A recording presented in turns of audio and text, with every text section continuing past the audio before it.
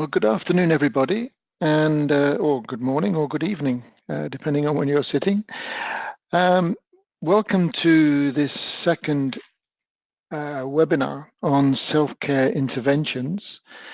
And for those of you that joined yesterday's as well, today's we're going to focus mainly on the evidence base for self-care, specifically looking at sexual and reproductive health and rights, as this is the area of work in which WHO has initiated the self-care guideline. What we're going to be hearing about today over the next hour is about the evidence base that has been developed specifically for the sexual and reproductive health interventions. This research builds upon the existing research that has already been compiled and for which WHO already has guidelines around two areas of sexual and reproductive health self-care, one on self-medication for abortion and one on self-testing for HIV. So those areas, there are already recommendations put out by WHO based on extensive evidence bases, and so today we will not be looking at those issues, but instead we'll be looking at 5 other areas of sexual and reproductive health, and these have been, the research for this has been undertaken through the special program on human reproduction at WHO. This is a co-sponsored program supported by the United Nations that's hosted by WHO. And the evidence has been published in the British Medical Journal, and so we'll be hearing a bit about the publication process and the way in which the evidence has been put through that procedure. I'd like to highlight that the evidence that we're gathering and the guideline that we're developing is intended to be a living guideline, and what this means is that it will be regularly reviewed and updated, not only in terms of updating the evidence around the recommendations that are being made within the guideline, but also to add other areas of interest, other interventions for the future. So although the guideline is starting with a series on sexual and reproductive health, in the future this will change over to other topic areas to include looking at self-care interventions in other health issues. But today we're focusing on sexual and reproductive health care among women and girls. And I'd like to ask for the next slide to be put up, which provides the agenda for today's meeting. Very briefly, we're going to hear, first of all, a few words from the international editor of the British Medical Journal, Paul Simpson, who has helped to collate and bring together the evidence papers that have been published there. And we'll then have the presentations from Anita Harden, who will provide a broad overview about some of the evidence that's been gathered from ethnographic studies about people's perceptions of the interventions. And secondly, we'll then look at the 4 broad areas: one of self-sampling for HPV, secondly, self-administration of injectable contraception, thirdly, self-collection of samples for testing for STI, sexually transmitted infections, and fourthly, looking at home-based ovulation predictor kits as part of fertility care and fertility management for women and couples looking to become pregnant. We'll then, if time allows, have a few questions and answers, and we'll wrap up the session by the end of the hour. So please, as we go along, if you can provide your questions online through the panel on the right-hand side of your screen, and then we will address those at the end of the session, taking them all together, and because some of them may well cut across different presenters. So that's the order of the day for the session, and I'd like to now hand over to Paul Simpson. Paul is the international editor at the BMJ, and he will describe briefly the relationship between the evidence that's been generated, the papers produced, and the value of publishing these papers in a special supplement of the BMJ. So Paul, welcome, and over to you. Thanks, Ian. Thanks very much. So yeah, I'm Paul Simpson. I'm the international editor for the BMJ. And the BMJ and BMJ Global Health are very pleased to publish this collection of articles on self-care and sexual and reproductive health and rights. And this is the first collaboration between the journals for a collection like this. Could I have the next slide, please? So the systematic reviews that are going to be discussed today are published in BMJ Global Health. BMJ Global Health is a new open access journal that was launched in 2016, and it's quickly become a very important venue for global health research, and we're very proud of it. If you wanted to read all of the articles in the collection, you can access them by going to the URL that should be on your screen. There's 13 articles already published covering various aspects of self-care and sexual and reproductive health and rights. There are 2 or 3 more articles that will follow soon, and they'll be added to the page as they become available. So the analysis articles and the systematic reviews that are included in the collection are peer reviewed, and all of the articles are open access. So that means they're free for everybody to read, download, reuse, and share. And the collection itself, it represents a huge amount of work from all of the authors. So I'd encourage all of the attendees to explore the collection. And if you want to reflect or comment on any of the articles, I'd invite you to write a response. So on each individual article, there's a side panel where you can find an option to write your response. So the theme of this webinar is building the evidence base, and I think it's very useful that we're starting with a talk by Anita Harden, whose accompanying article describes the findings from ethnographic studies. There's often a chasm between ethnographic and quantitative researchers, and I think that the article brilliantly illustrates the importance of ethnographic studies for self-care. Because the article shows how the use of traditional medical technologies may not always align with what healthcare professionals, researchers, and policymakers might expect. So if you're setting out to do research on self-care interventions, I think this is probably a very important paper for you to read. So I think one of the biggest challenges for building the evidence base on self-care is how to co-produce research with patients and the public. Not just because it's the right thing to do, and we're talking about self-care after all, but because it leads to better research and better outcomes. If you were studying intervention in a hospital, you would naturally seek to include input from health professionals who administer care.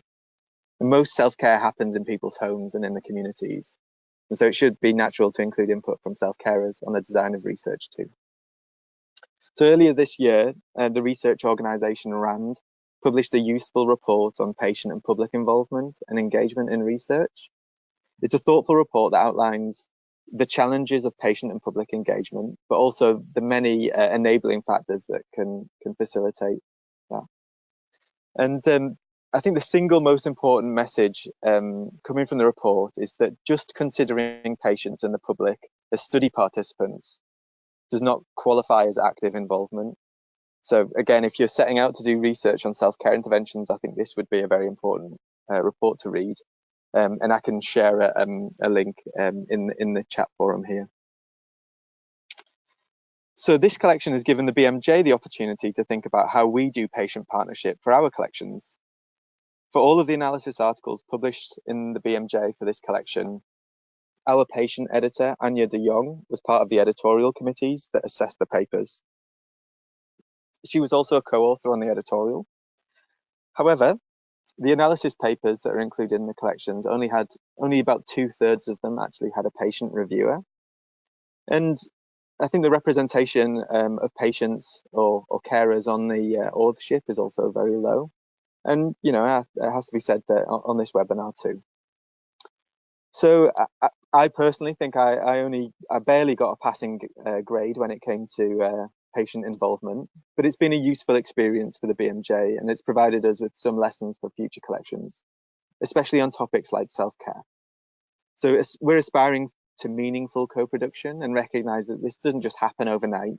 There are steps on the ladder that you have to take in order to get there, and that takes a lot of work and a lot of effort.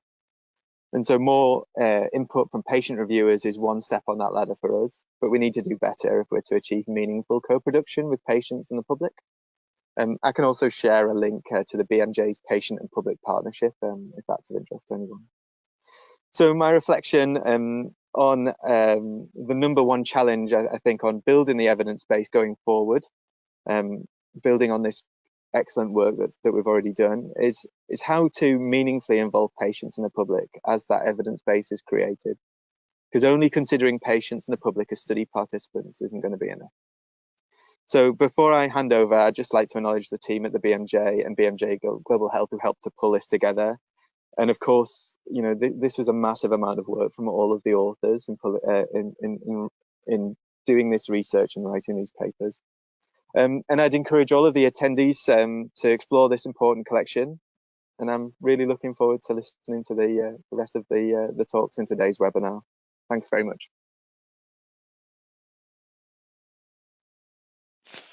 Thank you. Thank you very much, Paul. Let's move on right away. And you'd already mentioned that Anita is the next speaker in the series. So I'm very happy to introduce Anita Harden, who has done a lot of very interesting work from an ethnographic perspective around various issues to do with sexual and reproductive health. And I think you'll find her talk fascinating because she really goes into some new ways of looking at the issues and different ways of getting the data through various research methods. So, Anita, over to you. Thank you very much, Ian and Paul.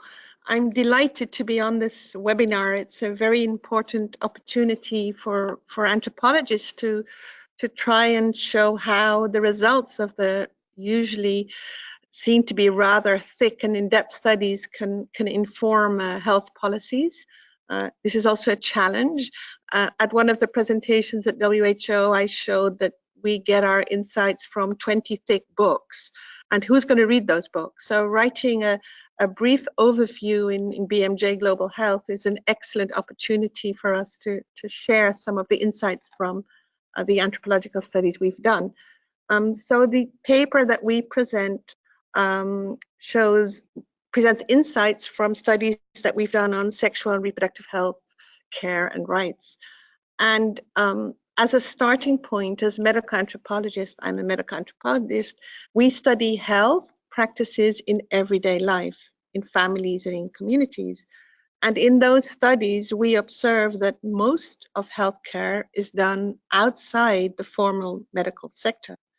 And what we do in this article is argue that looking into what families, individuals, and couples are doing at home and in their communities to regulate fertility and enhance sexual health could help inform future interventions in the field of sexual and reproductive health. So this goes beyond, actually, Paul, you mentioned participation of people in studies.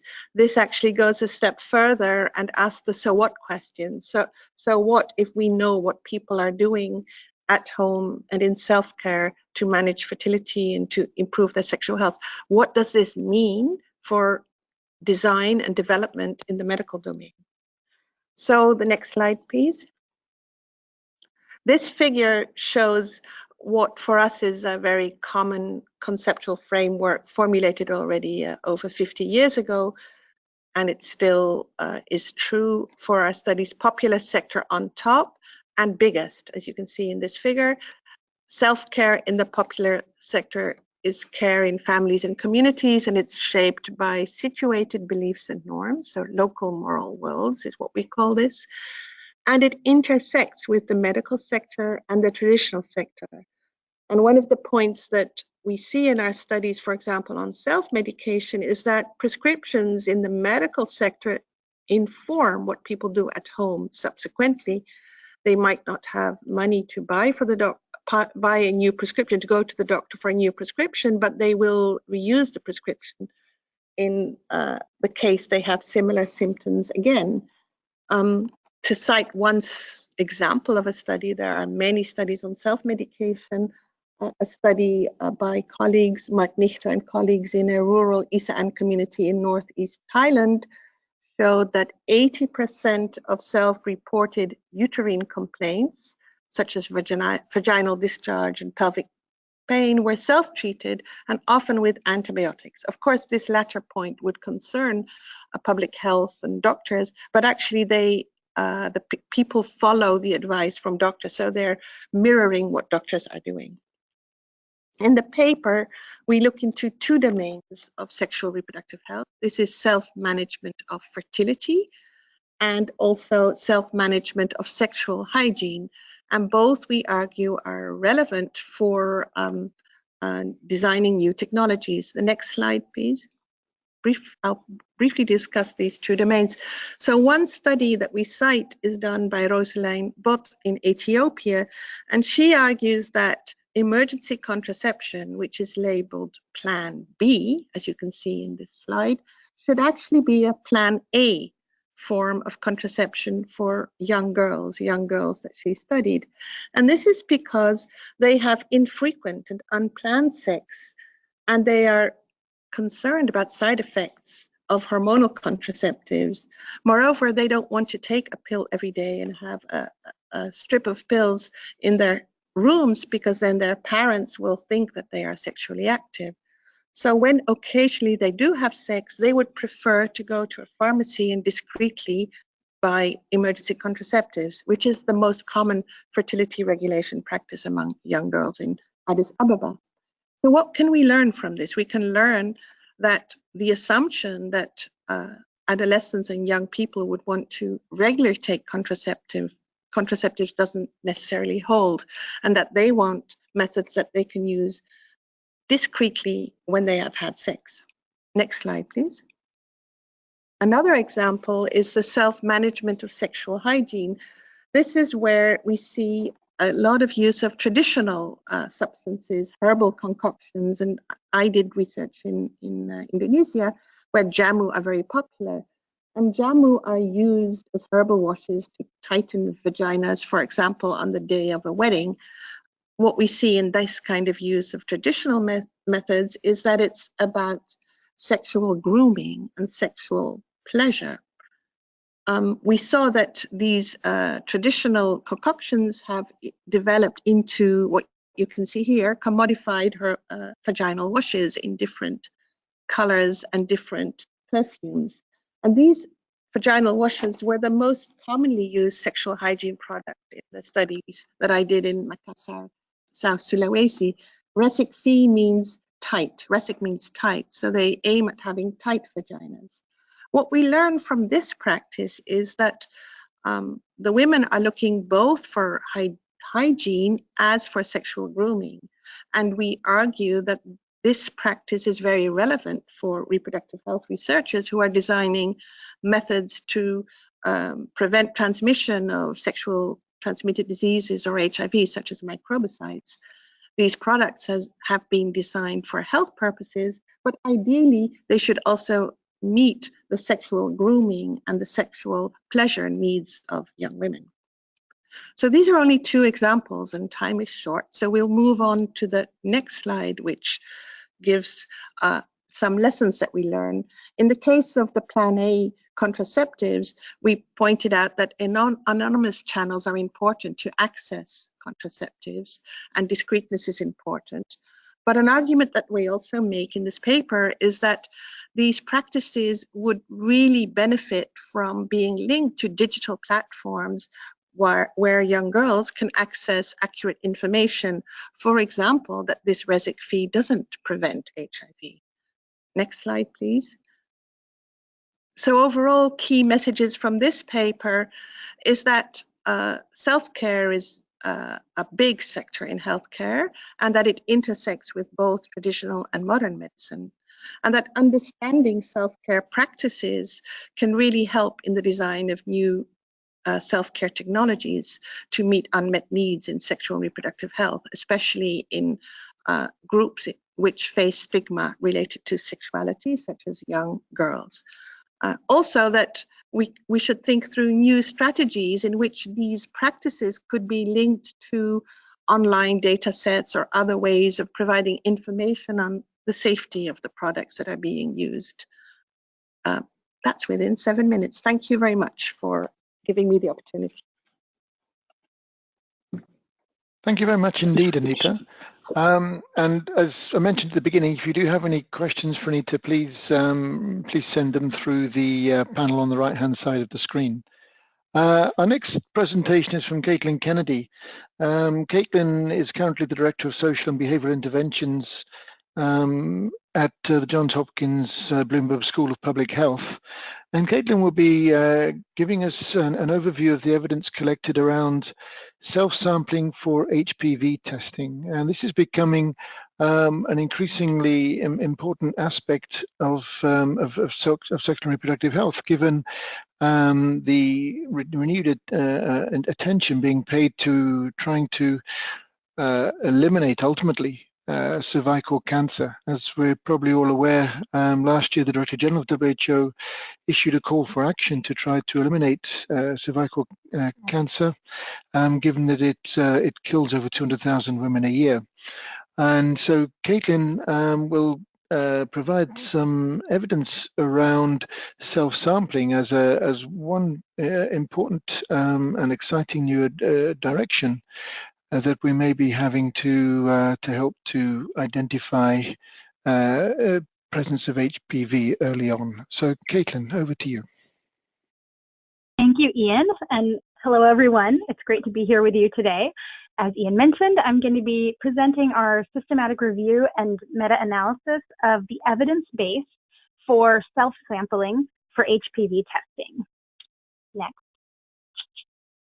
So, as Ian already highlighted, and as many of you probably already know, cervical cancer, I'm American, so I say cervical instead of cervical. Cervical cancer is among the most common types of cancer among women globally, and in fact, it's the leading cause of cancer deaths in women in low and middle income countries. And it develops from persistent high-risk human papillomavirus, or HPV, infection. And high-risk HPV testing is a relatively new and reasonably accurate method of secondary cervical cancer prevention. And the reason why there's so much interest in this is the thought that women may feel more comfortable taking their own samples rather than going to see a provider for screening. Next. So the paper that I'm presenting here was a systematic review, and the goal was to assess the effectiveness of and also values and preferences surrounding the use of HPV self-sampling for cervical cancer screening. So we focused on peer-reviewed articles conducted among women aged 30 to 60 globally, and we had no exclusion criteria based on location or language in which the publication was presented. We looked at cervical cancer screening services that include HPV self-sampling versus cervical cancer screening services without self-sampling. And we were specifically looking at the impact of those interventions on the following outcomes: on uptake and frequency of cervical cancer screening services, on social harms and adverse events, and on linkage to clinical assessment and treatment, because obviously it's critical to link people to services and care if they do test, if their tests are positive. Next. So our findings, we had a very robust evidence base. We found 33 studies with 369,000 total participants. And of these, there were 29 randomized control trials and 4 observational studies. So really quite a lengthy evidence base here compared to some of the other interventions that we'll be talking about momentarily. And the one thing to note about these 33 studies was that they were almost all conducted in high-income countries. So 93% of those participants were from high-income countries. And we found, when looking at meta-analysis, so if you see the meta-analysis presented here, looking at the effect of these interventions, and this meta-analysis is looking at the randomized control trials, on the outcome of HPV testing uptake, we found that participants who took their own samples were about twice as likely to accept HPV screening than those who did not. And this effect was strongest when HPV self-sampling kits were sent directly to women's homes or offered door-to-door by a health worker, compared to when they were offered to women on demand, so when women had to go and ask for them themselves. We also looked at the outcomes of linkage to follow-up testing and treatment, and this was limited for both self-sampling and non-self-sampling arms, so that's important to point out. However, we did not in the meta-analysis find any difference in linkage to clinical assessment or treatment by study arm. So women who self-sampled were just as likely as those who did not to access linkage to clinical assessment and treatment. Next. So our conclusions from that overview of the evidence suggest that there's strong evidence, although mainly from high-income countries, which suggests that HPV self-sampling can increase cervical cancer screening uptake compared with standard of care, with no negative effect on linkage to clinical assessment or treatment.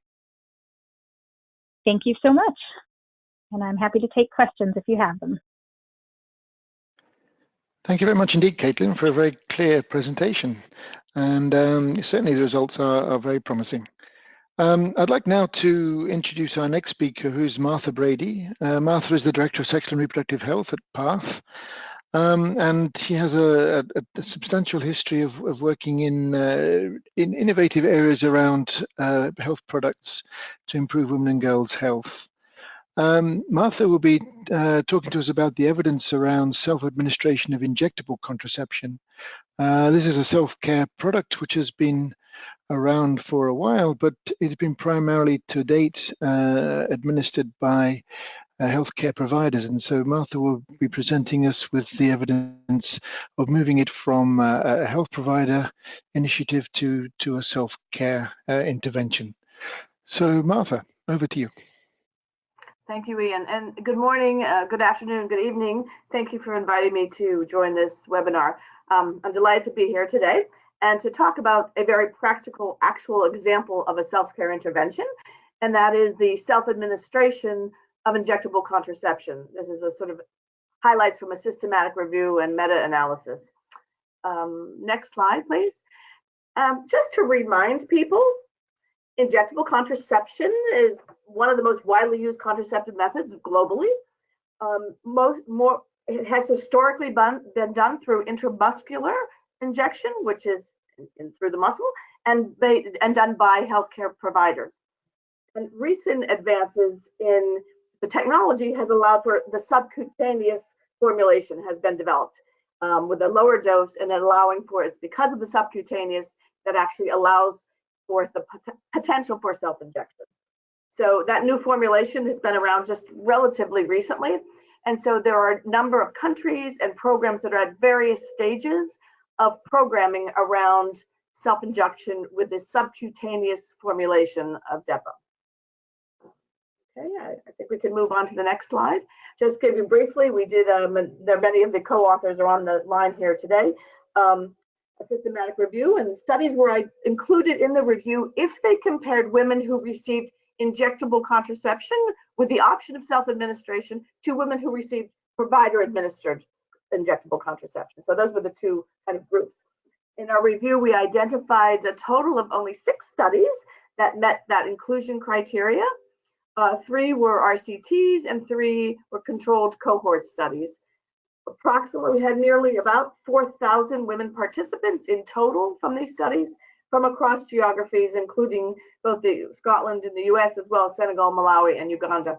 I would just like to say that there are more studies underway, not that many RCTs underway, in part because Depo-Provera as a drug has been around for a very long time, and it's hard to find funding for an RCT, but there are other types of studies underway currently.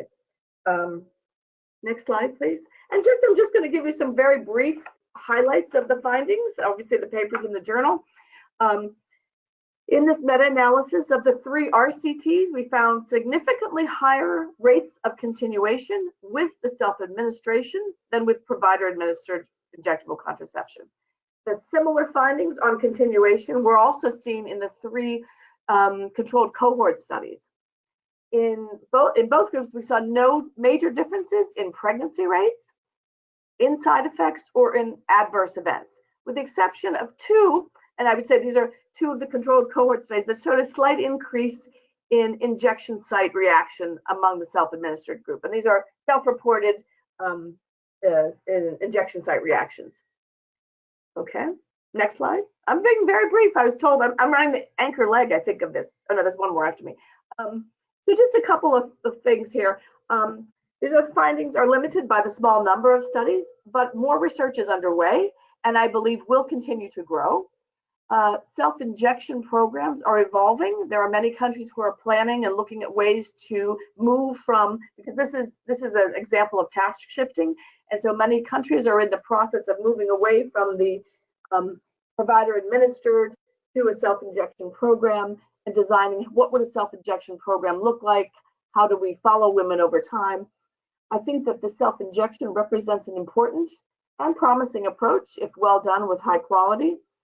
And again, I'll just make a couple of final points, which I think have been alluded to by Anita and others, is that self-injection, I think that it must be offered within the context of a comprehensive programs offering a range of methods.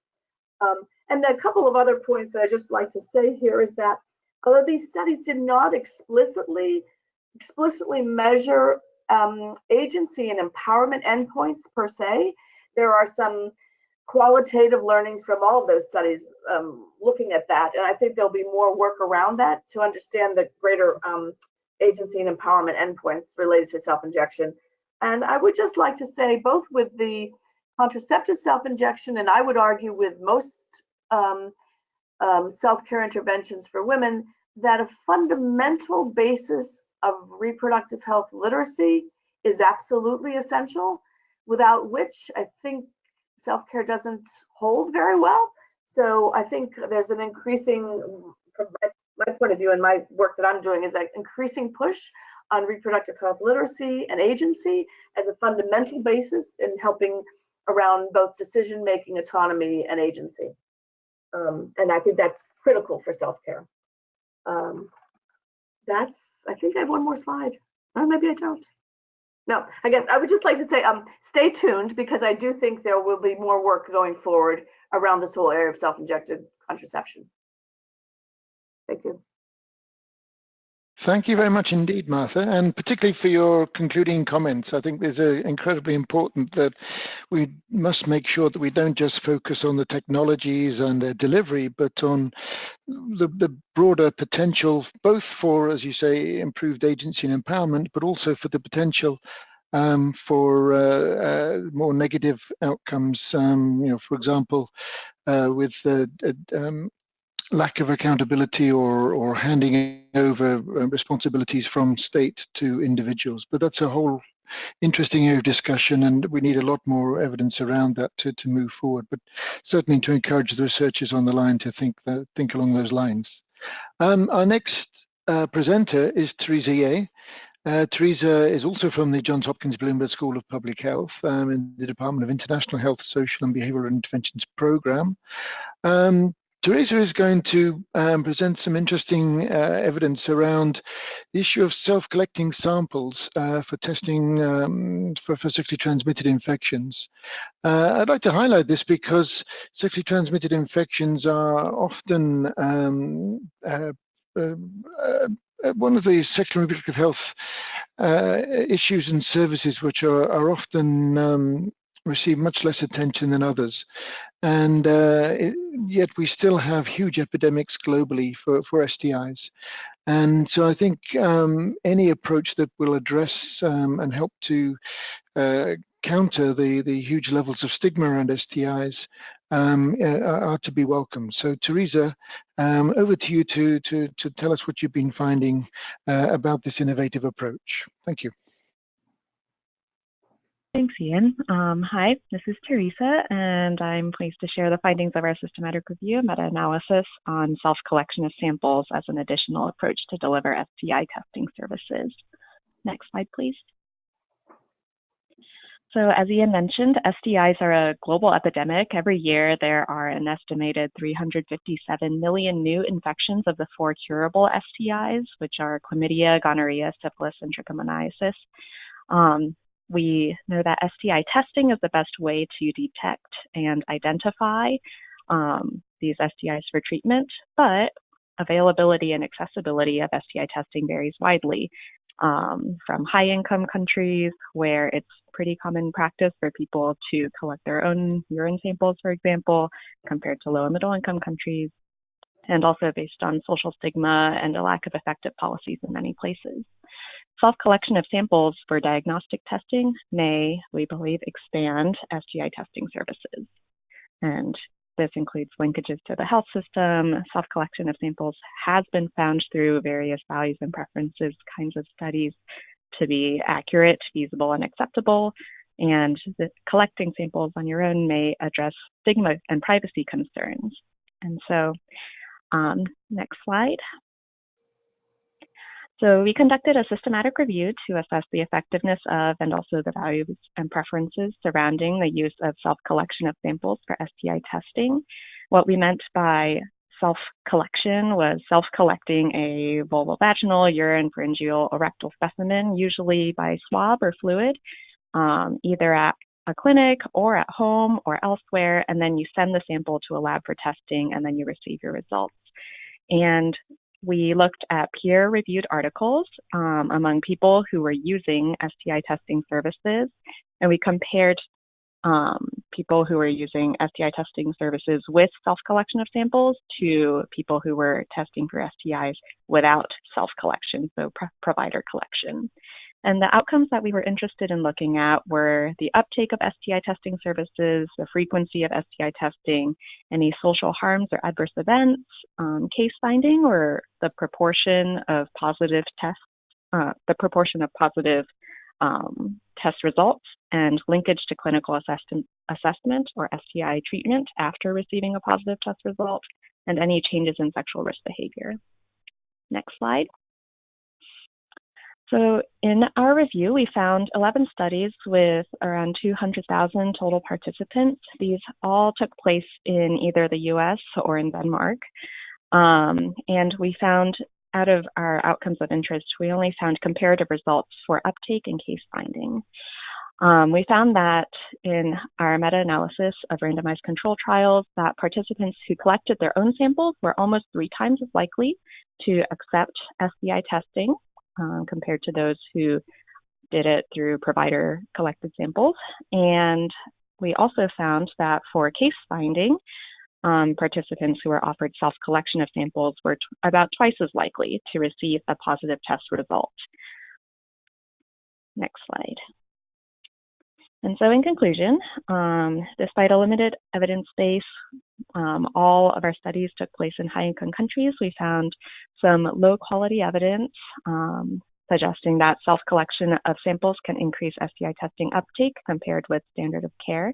And we also found moderate quality evidence that we can find overall a higher yield of positive diagnoses, so greater case finding among people who were offered STI testing services that included self-collection of samples. Thanks. Thank you very much indeed, Teresa. That's a very helpful introduction to this. And as you say, it's the evidence is pretty convincing, but it's unfortunately only from a small number of countries. So we really would like to encourage researchers out there to look into trying to do this type of research in a wider variety of populations to broaden the evidence base around this. Our next presenter is Cheryl van der Poel. Cheryl is currently working as an independent consultant with various organizations involved with fertility care and infertility. But previously, as I'm sure many of you will be familiar with Cheryl's work, she led WHO's work on infertility and really helped to develop this area within WHO. Cheryl's going to provide us with an overview of some of the evidence around home-based ovulation predictor kits and what role they may have in terms of helping to improve fertility management options for women and couples who are desiring pregnancy. So Cheryl, over to you. Oh, thank you. Thank you, Ian, for that introduction, and thank you for including me in this webinar. I do think yesterday's webinar was also very interesting, and as previous presenters had stated, CEDAW guarantees women's equal rights in deciding freely and responsibly on family planning. And this includes exercising their rights to plan a desired pregnancy with access to information, education, and means to enable the exercising of these rights. But if a woman is attempting pregnancy, how can she better understand and determine when and if she is ovulating with an objective to reach her fastest time to pregnancy? And as stated in a recent review by Johnson et al. In September of last year, the interval of peak fertility during the menstrual cycle is of limited duration, and the day of ovulation varies, even in women with fairly regular cycles. Therefore, identifying the fertile window for women trying to become pregnant must be quite precise. We now have new evidence-based data that also has just recently been published in 2019, showing that most fertility awareness products, which many of you know, standard days, rhythm, calendar methods, are actually unable to be precise in predicting ovulation within a current menstrual cycle. Most predict a possibility for the next menstrual cycle. However, since ovulation days vary each month, prediction is not possible. Therefore, these were not included in our analysis. However, traditional home ovulation prediction kits, or OPKs, have been around for decades. They are readily available in many settings worldwide without prescription. You can get them online, they ship globally, and you're able to predict ovulation with an existing cycle.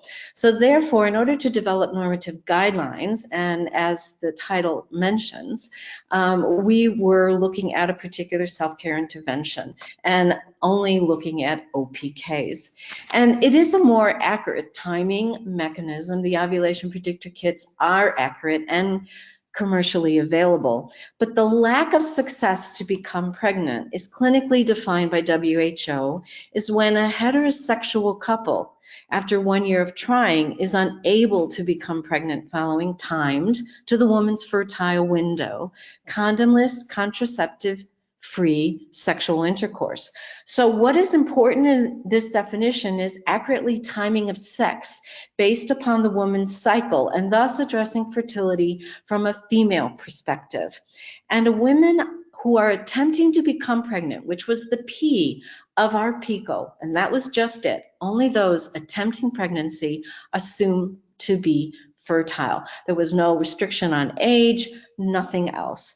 But OPKs are not just for women in heterosexual partnerships. Individual women may desire pregnancy by preferring self-vaginal insemination of semen rather than through sexual intercourse with the male partner. Also, HIV serodiscordant partnerships may also require use of OPKs, and this actually has been recently recommended at the end of 2018 by the NIH to better time intercourse and limit exposure.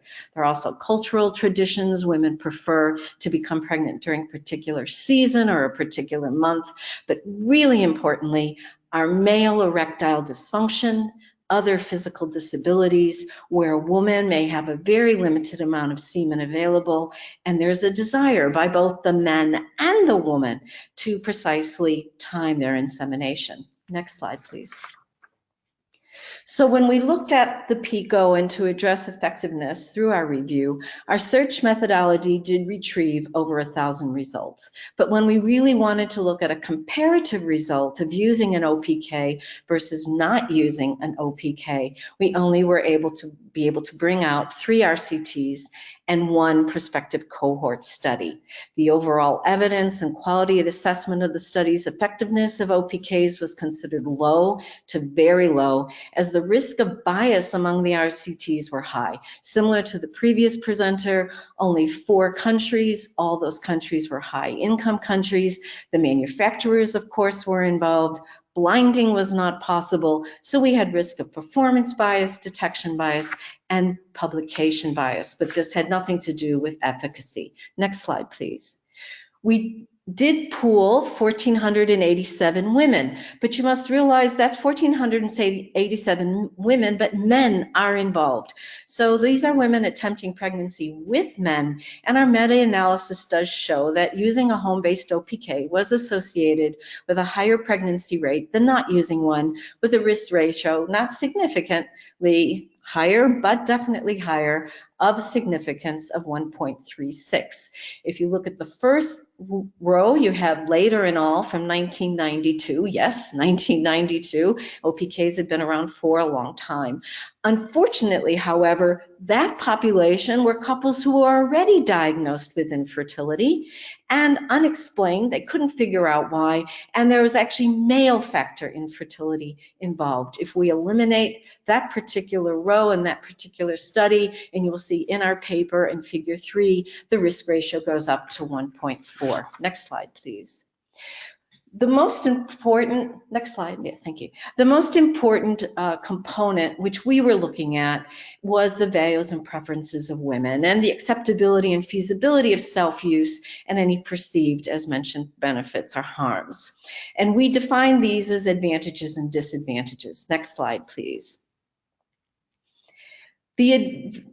The advantage and the most important was that women felt they were able to better understand their cycle. It increased their reproductive health knowledge. They could plan their pregnancy better. They felt more proactive, more relaxed, and improved their relationship. They could also help them to determine whether or not were they having an ovulatory cycle. So from the point of view of a health systems perspective, it did prompt them to seek medical assistance earlier, and it's a very beneficial, useful benefit of a negative or an abnormal result from an OPK. What's a disadvantage? People complained that their sex life was less spontaneous, that they were less exciting and romantic to have sex, but one could argue this would be true when trying any timing method. And a confounding issue was that there's always the stress and the fear that you are going to meet that WHO infertility diagnosis of infertility. And this can be inferred that a lot of that stress was that because women who became pregnant when using OPKs seem to remember less how the test affected their sex life compared to women who did not become pregnant. Next slide, please. So most importantly, and to conclude, OPKs have the potential to increase autonomy and agency for women globally, expressing and acting on their reproductive right when attempting pregnancy, if and when they desire to do so. And an OPK has been shown to be much more precise in an existing cycle to predict ovulation and to help them become pregnant versus other fertility apps and others which we now know are much less successful. Thank you. Thank you very much indeed, Cheryl, for that presentation, which I'm sure brought some new dimensions to self-care that people may not have been considering before. And yeah, overall, I'd like to thank all of the presenters for certainly keeping to time. We've still got another 10 minutes available for questions and answers, but also for speaking clearly and for your very precise presentations and summarizing of the evidence basis for each of them. So far we have, I think, 3 questions, and so I will I'll pass on the first question, which I think is directed to Martha Brady. Martha, the question is, the only self-injection contraceptive is Pfizer's Cyanopress, as far as I know, but Pfizer is having production problems and are unable to procure SP until 2020. How do we deal with this? Then there are a couple of questions for Cheryl. And so let me give those 2 questions to Cheryl as well while Martha's preparing her answer. So Cheryl, the 2 questions are there efforts to explore whether ovulatory predictor kits could be used as a fertility awareness-based method of pregnancy prevention as well? Would it be cost prohibitive? What do you think of OPK in combination with EC pills for pericoital contraception? Would they help women to use ECPs only when really necessary? So those are the questions we have so far. Martha, would you like to address the first question? Yes, just briefly, a couple of points on that. You're correct that DMPA-SC, the DMPA subcutaneous version, is at the moment Pfizer is the only manufacturer at the moment. There are discussions underway about generic manufacturing and such. I am not privy to those conversations. I think there are discussions between some of the donor agencies that actually procure and provide procure product on behalf of countries, and Pfizer regarding their supply chain. Again, I'm not privy to those discussions, so I can't really say much more than that. Only to say that there are discussions underway about how to deal with supply issues, and that will evolve over time. Okay, thank you, Martha. Cheryl, would you like to address the questions that I passed on? Yes, I'm more than happy to do so. I do think it is very interesting to look at the OPK strips as a potential for pregnancy prevention. Currently, however, I do think a cost issue and a supply issue could potentially be part of the issue that would make that more difficult. However, as we are showing more and more with our evidence base that ovulation is variable regardless of the consistency of a menstrual cycle, which can go from 21 days to 35 days, even within someone who would normally be regularly having a menstrual cycle, I do think that it is possible to be considered, and perhaps coming out with such a recommendation by WHO to be looking at it as a self-care aspect. We could be looking more closely at how we could be utilizing these strips, which are very similar to a pregnancy test strip, of urinating on a strip to see whether or not your LH surge and as well as your estrogen levels are going to be predicting ovulation within the next several days. So yes, I do think it is possible, but I think at this point it would take a lot more research, and research in the area of fertility in itself is limited within the public health space, but I do think that looking at it from a pregnancy prevention could move this particular product more globally into the public health care space. So yes, I do think it's possible. Thank you. Thank you. I have a question back to Martha on the issue of self-administered injectables. There's a question about, is this going to the question says, on self-injectables, will we be encouraging unprotected sex, and will we be going back on integrated SRH, as we will be dealing with only pregnancy prevention in this case? Martha, do you have a quick response on that one? Can you sorry, Ian, it came a little chopped in there.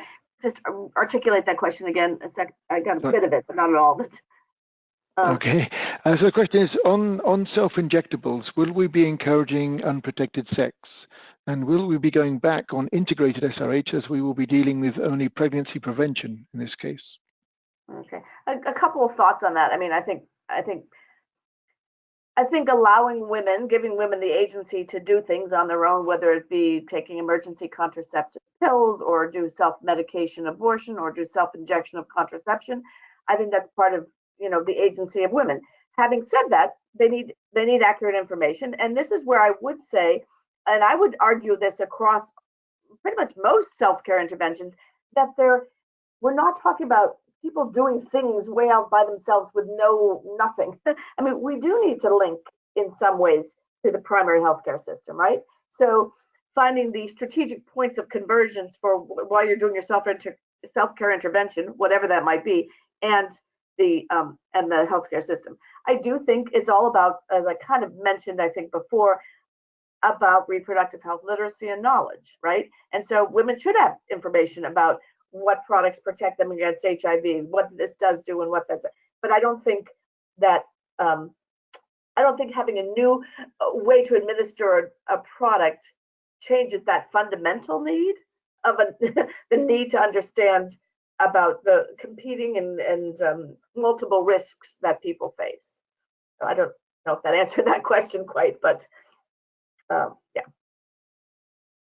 Okay, thank you.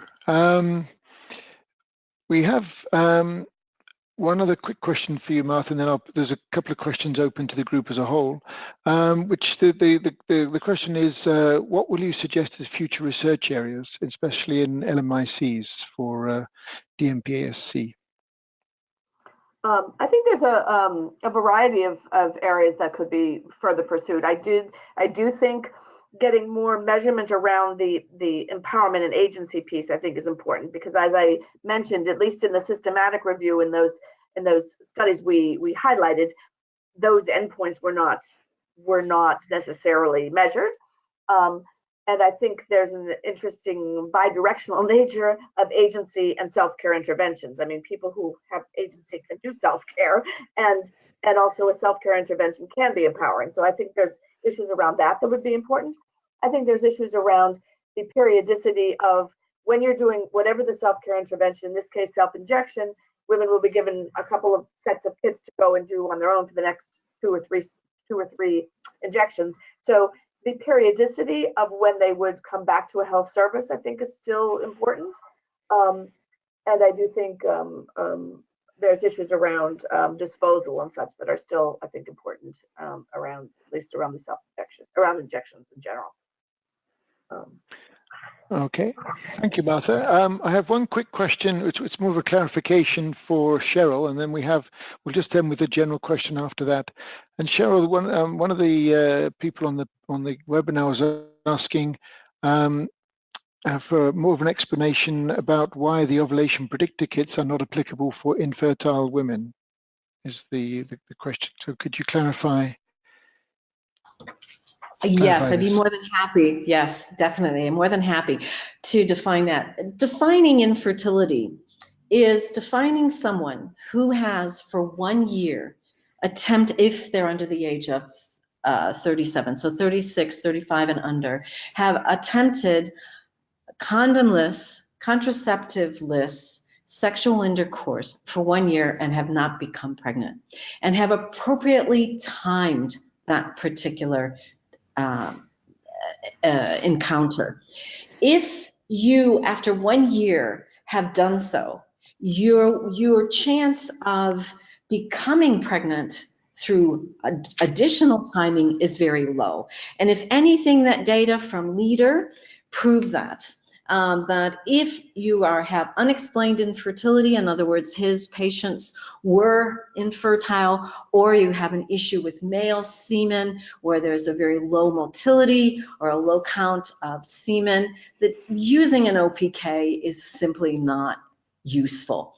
If someone goes to a fertility specialist or even to an OB-GYN obstetrician gynecologist, excuse me, who wanted to help a couple, they may prescribe use of an OPK because they may be thinking that this couple is not actually finding the appropriate timing, but this couple is not infertile.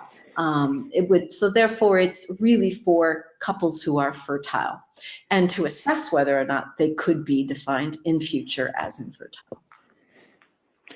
Great, thank you very much. We have two other questions, but I'll combine them into one because they're essentially asking a similar point. And then maybe, as we just have a minute or two to go, I could ask, I could address it to Paul, Caitlin, or Teresa, or all three of you.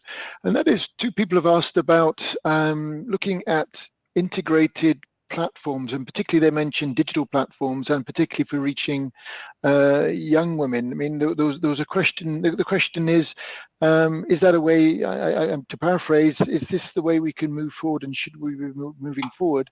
And are there any examples of how to go ahead with a comprehensive digital platform around self-care interventions broadly across the board, particularly directed towards young women? So any of the other three of you that haven't talked yet would like to respond to that? Sure. Excuse me. Sure, I think any of us probably could. I do think if you look at these different interventions, there are examples of digital platforms that reach potential clients.